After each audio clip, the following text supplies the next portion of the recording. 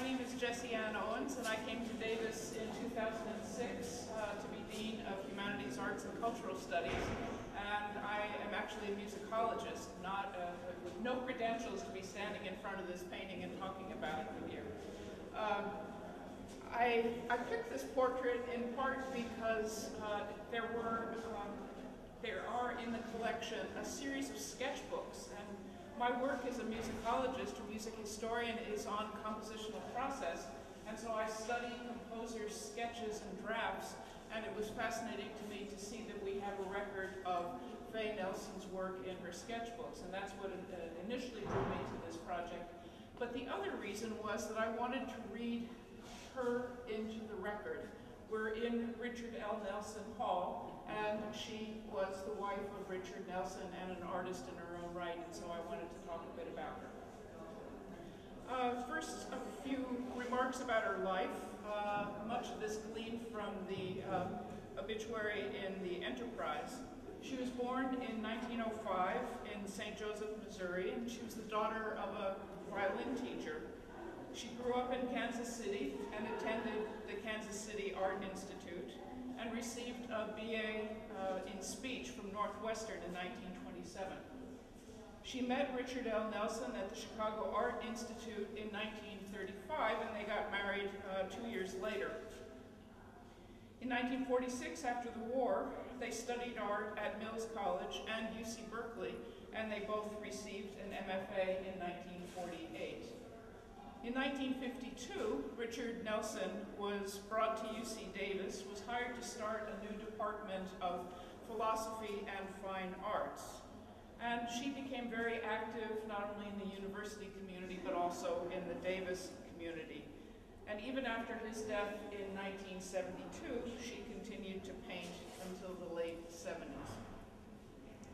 She's known for having played piano on Picnic Day at the Palms Theater, and she was a cellist. Kern Holloman, professor of music and longtime conductor of the UC Davis Orchestra, wrote to me about her. Long after Dick was gone, she remained a familiar and beloved face in the arts community, particularly in and around the Department of Music. She played cello in the UC Davis Symphony Orchestra and the Davis Comic Opera. And although this was not widely known, she was an experienced improvisatory accompanist for silent films. So, music and art, life and consilience. Maybe there is a reason why I'm standing here.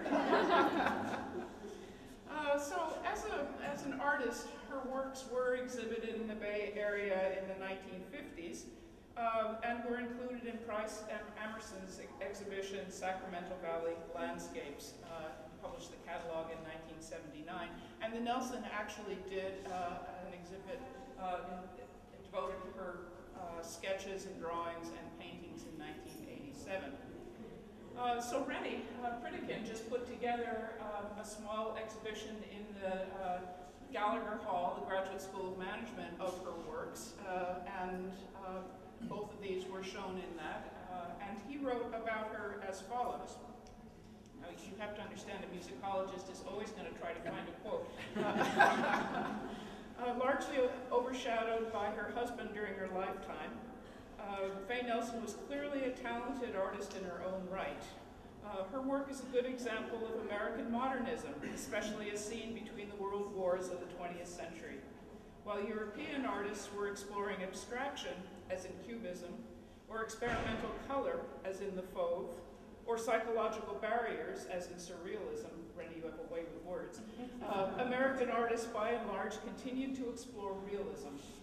In Nelson's work, we can see her trying out a variety of styles, trying to reconcile representational art with the avant-garde developments abroad, a faux primitive style, a kind of sweet but twisted realism, and a stylized or mannered realism. So, as I was thinking about this particular painting, some words that Georgia O'Keeffe spoke seemed apropos, and I'd like to quote from her. "Nothing is less real than realism. Details are confusing. It is only by selection, by elimination, by emphasis that we get at the real meaning of things. And it seems to me, as I look at this, first of all, I wish I knew this woman. She brings you into this. This is a study in yellow. I love the way the colors are all working together. And I don't know if you are having the same experience, but I almost feel as though she's following me around the exhibit.